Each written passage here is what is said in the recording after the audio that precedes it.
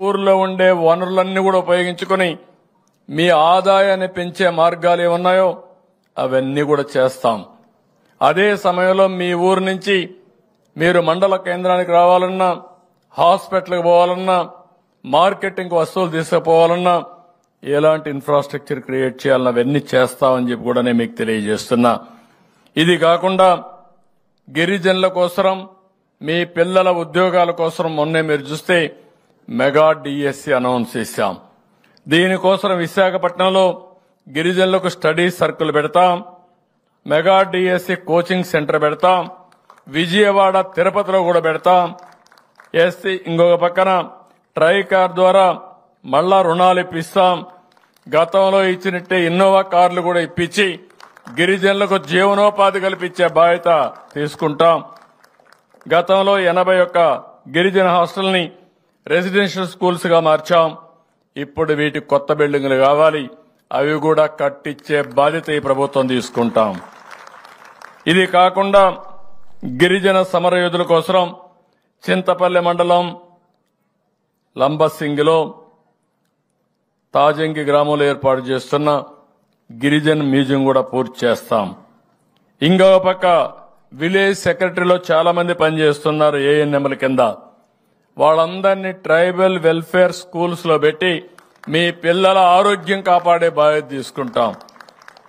ఇది కాకుండా ఇంకొక పక్కన మీరు చూస్తే అరకు కాఫీ, అక్కడనే పెప్పర్ ఇవన్నీ తయారు చేయడం, పండించడం. మీకు ఏమేమి చేయగలుగుతామో మీ ఆదాయాన్ని పెంచే మార్గం. ఒక రోజున అరకు కాఫీ ఈరోజు కొన్ని షాపుల్లో ఉంది, కానీ ఇది ఇండియాలో ఉండే అన్ని షాపుల్లో పెట్టి ప్రపంచంలో ఉండే ముఖ్య నగరాల్లో పెట్టే బాధ్యత తీసుకుని అరకు కాఫీకి ప్రపంచవ్యాప్తంగా గుర్తింపు తీసుకొస్తామని చెప్పి కూడా నేను మీకు తెలియజేస్తున్నా. అందుకే ఇప్పుడే చెప్పాను, మొత్తం నాణ్యత ఎట్లా రావాలి, క్వాలిటీ ఎట్లా పెంచాలి, దానికి కావాల్సినటువంటి మంచి రకమైన కాఫీని ఇంకా ఎట్లా ప్రోత్సహిస్తాం. అక్కడి నుంచి మీరు చూస్తే ఆ కాఫీని ఏ విధంగా మ్యానుఫ్యాక్చరింగ్ గా చేయాలి, కాఫీ పౌడర్ గా చేయాలి. అదే సమయంలో దీన్ని మార్కెటింగ్ ఎట్లా చేయాలో చేస్తాం. దీనివల్ల మీ ఆదాయం వాణిజ్య పంటల కంటే ఎక్కువ వచ్చే అవకాశం ఉంటుంది. ఇది కూడా చేస్తామని చెప్పి కూడా నేను మీకు తెలియజేస్తున్నా. ఇంకో పక్క మీ ప్రాంతంలో ఉండే సహజమైన పంటలు, ఎక్కడ కూడా ఎరువు గాని క్రిమి సంహారక మందు వాడనటువంటి ఆర్గానిక్ పంటలు మీరు ఏర్పాటు చేస్తున్నారు. దాన్ని కూడా ఉపయోగించుకుని అవసరమైతే బిస్కెట్స్ తయారు చేసి ఇక్కడ బిస్కెట్స్ గాని మిగిలిన ఇక్కడ ఏమేం చేయగలుగుతాం అన్ని చేసి మార్కెటింగ్ కూడా ఎస్టాబ్లిష్ చేస్తామని చెప్పి కూడా నేను మీకు తెలియజేస్తున్నా. గిరిజన ప్రాంతాల్లో మీరు తయారు చేసే వస్తువుల్ని ఓఎన్డీసీ ప్లాట్ఫామ్ ద్వారా డైరెక్ట్ గా వినియోగదారులకు మీరే అమ్మే ఏర్పాటు చేస్తాం. అంటే ఈరోజు మీ ఊర్లో ఉంటారు, ఈ ప్లాట్ఫామ్ లో మీరుంటే ఎవరు హైదరాబాద్ లో కావాలన్నా, బెంగళూరులో కావాలన్నా మీ ఊర్లో ఉత్పత్తి చేసినటువంటి ఒక తేనె నేరుగా వాళ్ళకి అమ్మే ఏర్పాటు వస్తుంది, ఆ షాప్కి అమ్మే ఏర్పాటు వస్తుంది. దానికి కూడా శ్రీకారం చుడతామని చెప్పి కూడా నేను మీకు తెలియజేస్తున్నా. 2191 ఎస్టీ గ్రామాలకు రోడ్డు సౌకర్యం లేదు.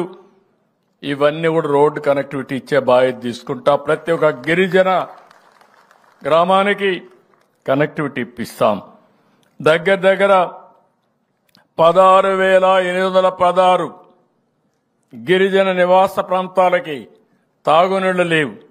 2,373 కోట్ల రూపాయలు ఖర్చు పెట్టి ప్రతి ఒక్క ఇంటికి కొళాయి ద్వారా నీళ్లు ఇప్పించే బాధ్యత తీసుకుంటాం. ఇది కాకుండా ఈరోజు జీవో నెంబర్ 3 ఉంది, ఎలక్షన్స్ కూడా ఉన్నాయి విశాఖపట్నంలో. నేను ఆ విషయం కానీ కొన్ని ఉద్యోగాల విషయాలు మాట్లాడలేకపోతున్నా. నాకు బాగా గుర్తుంది, నేనే తీసుకొచ్చిన జీవో అది. దాన్ని ఏ విధంగా మళ్ళా మీ పిల్లల కోసం ఏం చేయాలో అన్ని విధాలా చేస్తామని చెప్పి కూడా నేను మీ అందరికి హామీ ఇస్తున్నా.